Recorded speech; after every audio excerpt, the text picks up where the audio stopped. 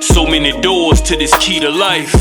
He could move a brick a day but couldn't read or write. A wise man told me patience is a virtue, nigga. But drag your feet too long and it could hurt you, nigga. Authentik TV. This right here is a legendary edition right here. This right here is straight from the motherfucking golden era. Straight out the motherfucking mud. Straight from the motherfucking west side. You know what I'm saying? We got a motherfucking super duper legend in this motherfucker today. You know what I'm saying? I'm talking about a motherfucking monster on the mic. You know what I'm saying? I'm talking about nigga that done it with legendary niggas already. You know what I'm saying? I don't even know what's left for this nigga to do, man. You know what I'm saying? I think it's just one more motherfucking step. You know what I'm saying? So, with that right there being said, we're gonna introduce my nigga, my brother, one of the dangerous motherfuckers on the mic in the motherfucking world, nigga. Not no local shit, nigga. You know what I'm saying? My nigga Deuce, the motherfucking mouthpiece. Alright. What it do, bro? What's going on, bro? You here? This is an honor, man. Like, I'm proud of you, bro. For real. No cap. Proud of you, man. But I'm happy to be here, man. Yeah. For real. Now we had to get you, man, you know what I'm saying? Authentik TV, Authentik Talk, the podcast, you know what I'm saying? We had to bring you in, man, because, you know what I'm saying? The motherfucking a lifelong grind in this shit, you know what I'm saying? And we got to let the people know, you know what I'm saying, what it takes, you know what I'm saying? What all the nigga got to go through, endure, man, to reach this motherfucking status. Man, I endured a lot. Seen a lot. Been around some very major, important people, man. Like, coming up from, say, serving the rural clique, that's where it all started for me. And what people don't know is when I was in S-Dub, Murder Rich brought me in, man. I was 18. I was young, man. I was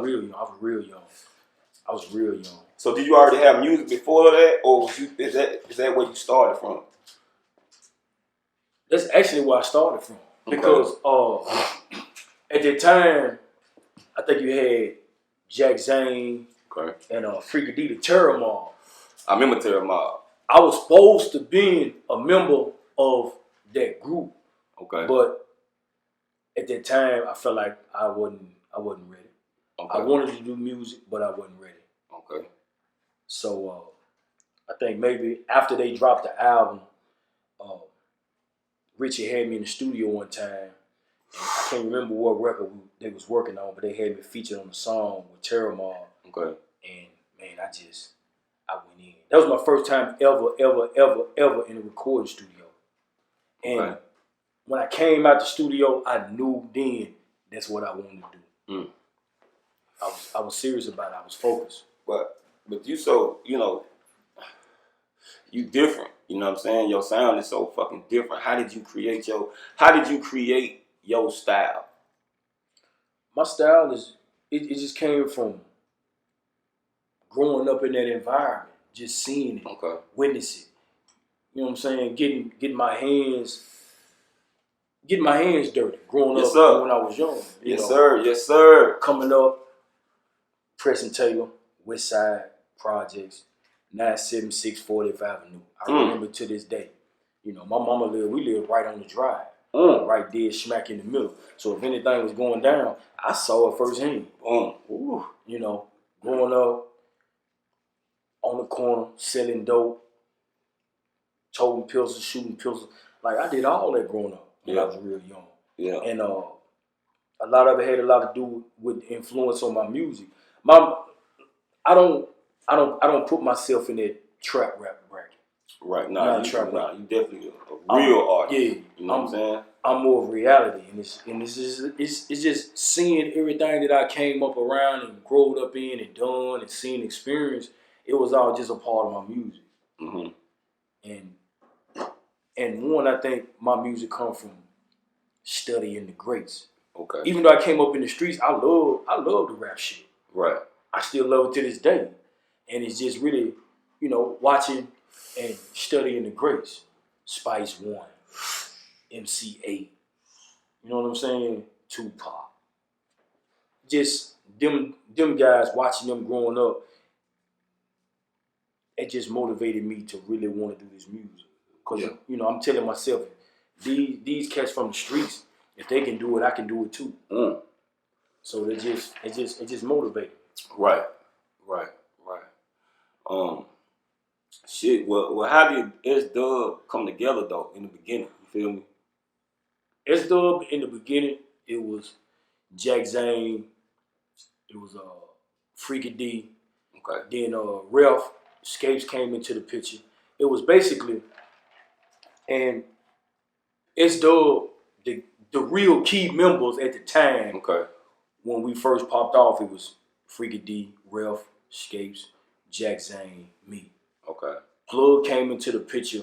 Ralph introduced Plug to us. Because they brothers. They brothers. For sure. Plug came at the time. Plug was number like 15, man. Right. But Plug, at that age, for being 15, Lil Homie was dangerous, man. Yeah. I was like, we got to get him in. So, it was just one day, Rich sat down with all of us, man, and we set the table, and, you know, we was like, look, let's do this. Let's get this money. Yeah. You know, we came out with the first album, Serving the World, locally. It did its thing. It did. I remember that shit. It did its thing. That shit went crazy. And it just went from there. But y'all had some big boy features on there though. Tell me about that though. How'd y'all get them big boy features like that? That came about one day. We was in Preston Taylor. We was over Pistols, and we all in the spot one day, and Scapes just happened he come through the door. He's like, man, look, Rich out here. He said, y'all come over and go to the studio. We come out a Pistol spot, and Rich is in a limo. In a limousine. I get inside the limousine, and there's Rich sitting right beside Baby and Butcher Knife Killer. Blew my mind, man. Blew my mind. We get to the studio, walk in, Manny Fresh, Turk, Slim, they standing there, greeting us as we come in. You know, and at this time, I'm about 18. I'm about 18. I'm blown away by the whole thing of like, wow, I'm right here in the studio with Manny Fresh, watching this man cook up production. Our first single. Turk, Wayne, I'm right here in the studio. With these guys. Like I'm really at that age. I'm 18, man. And I'm seeing this shit early. You know. Crazy. So it transpired from a single to, okay, Manny Fresh finna do the whole album. What? Manny Fresh doing all the beats. I'm flying to Houston, Texas to go hook up with Bun B right after. A week later, Rich got Lil Kiki in town. I'm doing a record with Kiki. All this is going on within a 3-week period. You know, so me being around people like that, I know firsthand.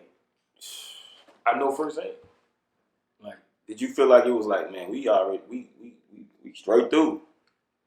In the beginning, that's what I saw.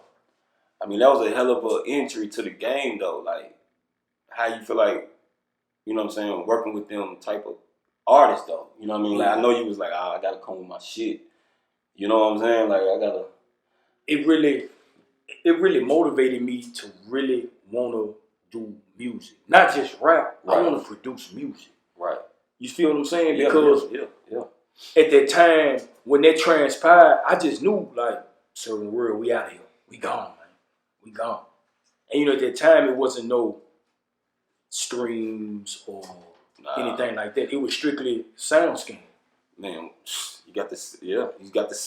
We came out with shipping and handling. It sold 10,000 the first week. This is SoundScan. This is album sales. This is no streams, no nothing. This is your fans directly going to the record store buying your music. I bought it at New Life.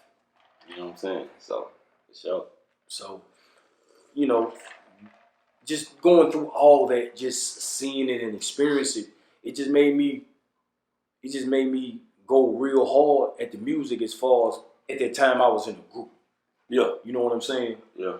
But you know, things transpire, things happen. You know, or at that time after we did the first shipping and handling, the second shipping and handling, it was dope. Cause we still had Baby. Yeah, yeah. I mean, He brought a feature to the record. We had Buck at that time. You know, Buck was with T.I.P. and them. Yeah, he was doing his thing. Yeah. And at that time, like, man, Cashville was looking wonderful. It was wonderful, man, because everybody was pushing their line, but at the same time, you had different hoods. Like, you had Quanny, you had Pistol, he was West Side. Okay. You had Big Lou, you had Boogie. Everybody was pushing their line, but everybody somehow was seen to get together and let's produce these records. Okay. Let's do this. It was nothing for Pistol to go grab Boogie, Big Lou, Ref, Scapes. You know what I'm saying? Like, back then, it wasn't no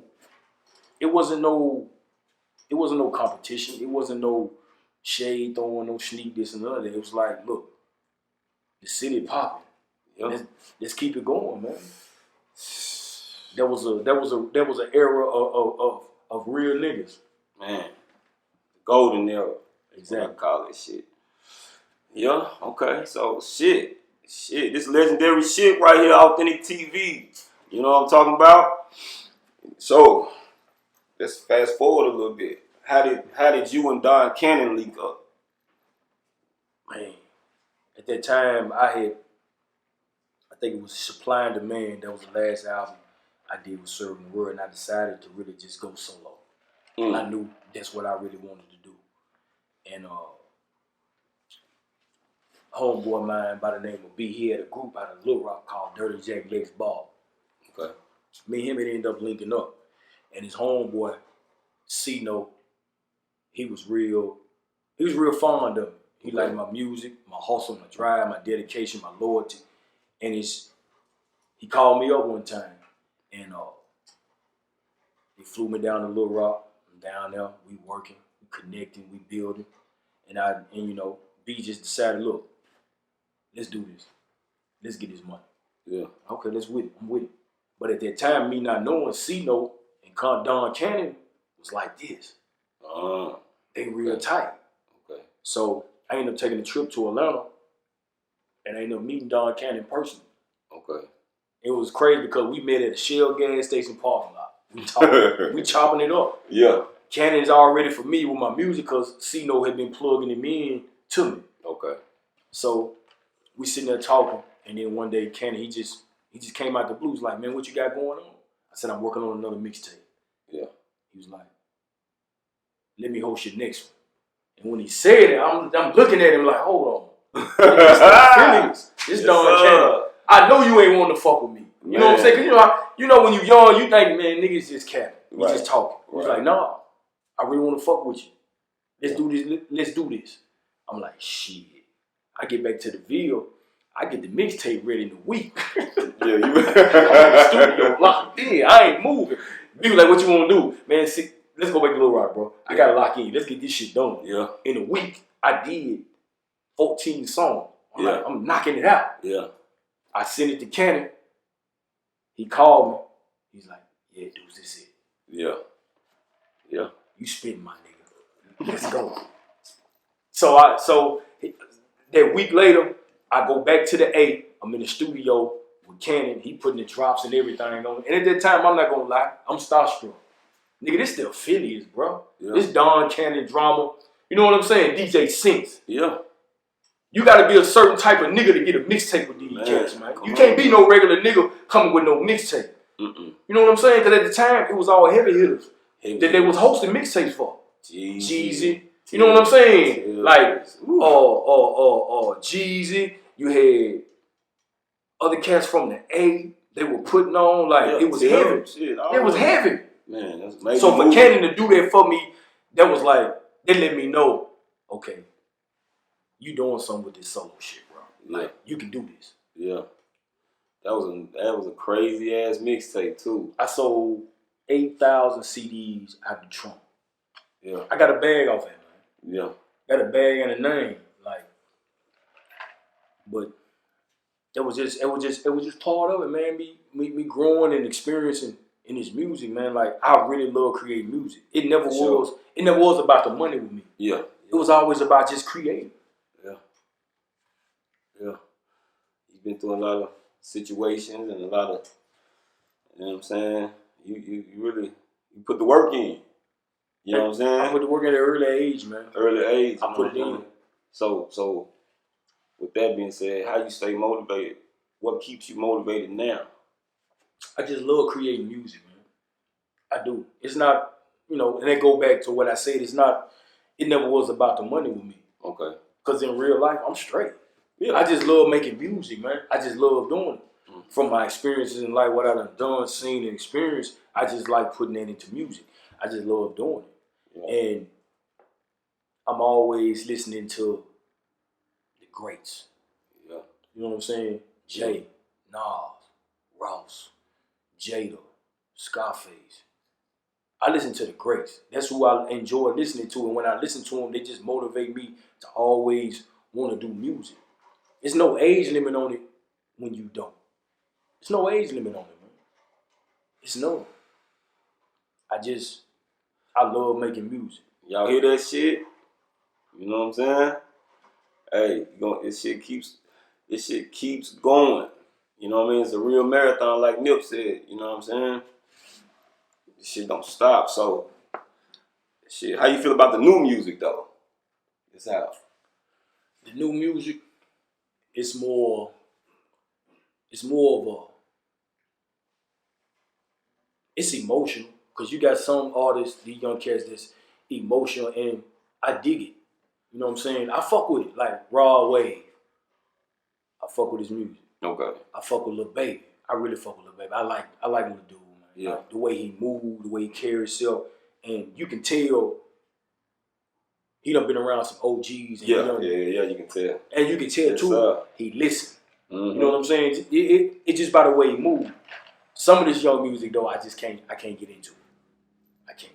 It's more of a get high. It's more of a get high, jumping off a 50-story building type music. They really ain't trying to tell you nothing. Like it's no education. It's no substance. You know what I'm saying? Ain't nobody giving no game and no knowledge no more. That's what's wrong with music. It's not giving. Everybody's instructing you on who can get the highs. You know what I'm saying? Who can get the highs? Who can buy the most jewelry? Who can spend the most money? Who got the most money? Who doing this? Who doing that? But at the end of the day, the reason why the generations are like they are because nobody's schooling. Ain't nobody schooling. It's missing. Y'all hear that shit, right? Put some motherfucking content in that music. They ain't gonna hurt you. You know what I'm saying? Nah, that's real. So what's up with the new project, bro? What we doing? Where we at? Where we at? Let's get into it. Let's get into it. Respect and Money. First single's dropping May 27th. Okay. I got Wesley Crutcher. I got him locked in. Shout out to Wesley. I got Wesley Crutcher locked in. We finna shoot a couple. Respect and Money is gonna feature Cook Up Boss. Okay. I got these young artists out of Chicago named FaZe. Okay. La Homie Raw. Okay. La Homie Raw. I got B Marie. Shout out to B Marie. Now okay. I really fuck with her vibe. She got major talent. Okay. I fuck with her. B Marie. I got my bro here, Flu. No, you on the album. Flu. FU Stan's gonna be on the project. Okay. That's pretty much it for this first EP because I got 3 albums on deck. Yeah. I got 3 albums on deck. Yeah. I'm serving 9 pieces the rest of this year. Woo! 999. I'm finna give it to them. Eat up. I'm finna give it to them. We got the Rich clothing line. Okay. It's ready. I'm dropping that the day I release the first single. Right. Got a book that I'm 10 chapters in. It's called Bad Decisions, Good Intentions. It's just really going back on my whole life all the way up to now on what I went through, what I'm going through, what I've accomplished. And it's really a book just letting people know that really, at the end of the day, man, ain't nothing impossible without God, man. Yeah. For real. It's one of those kind of books where I'm really giving up some secrets, man, on what I went through in life. That's real. What I experienced. Yeah. As far as personal and business. Yeah. So, but after the 27th, I'm just finna hit them. So we got the album, we got the book, The clothing line. And also, we got the clothing line. You know we got the Legendary 2 coming. We got the Legendary Part 2 coming. You know what we finna do, bro. We been cooking. Straight smoke. Just ain't saying nothing, but we been cooking, bro. We been cooking, man. We been cooking like, hey. Yeah. But you know how we finna rock, bro. Yeah. Like, yeah, it's about to go crazy. We get down, man. Once again, it's on. And if you don't got that Legendary 1, go get that right now. Please. It's on Spotify, all platforms, Tidal, you know what I'm saying, Apple Music, YouTube. Go check that out. Legendary, Fluid Outrage, The Mouthpiece, you know what I'm saying, crazy album. Part 2 is on the way. Oh, yeah. You know what I'm saying? So we got the albums dropping, like you say, the clothing line, May 27th, West the Crutcher on the video. Oh yeah. Okay. So what about the projects previously that you released? Where can we get those at? Because all those shits is crazy. Rules and regulations. By the way, I did 20,000 streams on that album. Okay. And for my first time really being online, yeah, I was cool with that. You was cool with it because, you know, I put out 2 videos. Really, I ain't gonna say I ain't put no push behind it, but it wasn't really nothing that I really did behind it. You know what I'm saying? I feel that. The response I got from it was dope. Yeah, they was waiting on it. So when I seen those numbers, they let me know, like, okay, when you come this time, go ahead and drop the bag. Let's do it. How you feel about how this shit has shifted though from the out the trunk to streaming? How you feel about that though? Ain't really too much change. Because at the same time, like CDs is still in. CDs is still popping. You know, and to me, the streaming is dope. It's dope. Right.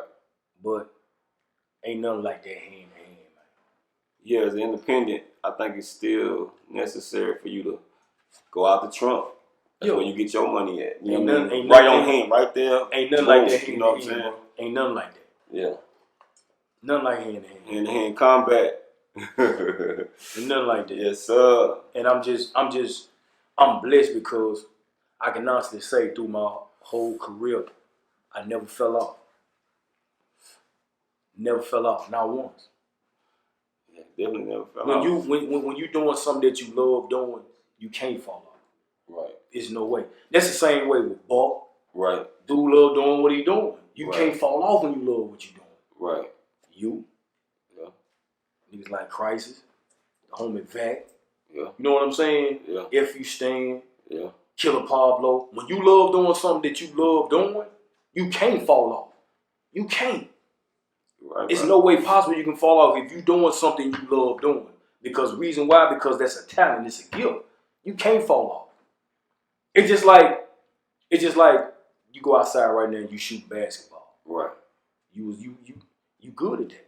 You've always been. So when you got something that's given to you by God, you can't fall off. Yeah. You can't. Yeah. Put that work in too. Exactly.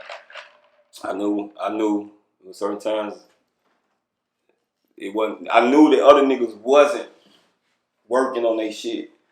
So I used to use that as like my fuel. I'd be like, man, it's 9:30 at night. I got a goal in my own backyard. Man, I'm gonna go out here and put up about 500 shots. Try different moves. I'm just, you know what I mean? Exactly. So it was just that extra push, you know what I'm saying? And that's just how I go with life though. You can't get nowhere without that. You know what I mean? And that's what people have to understand. You can't, a person who do it for the love and they got their talent. Yeah. They can't, you know what I'm saying? Yeah. They can't lose it. So I just look at all of it. It's the same way with producing.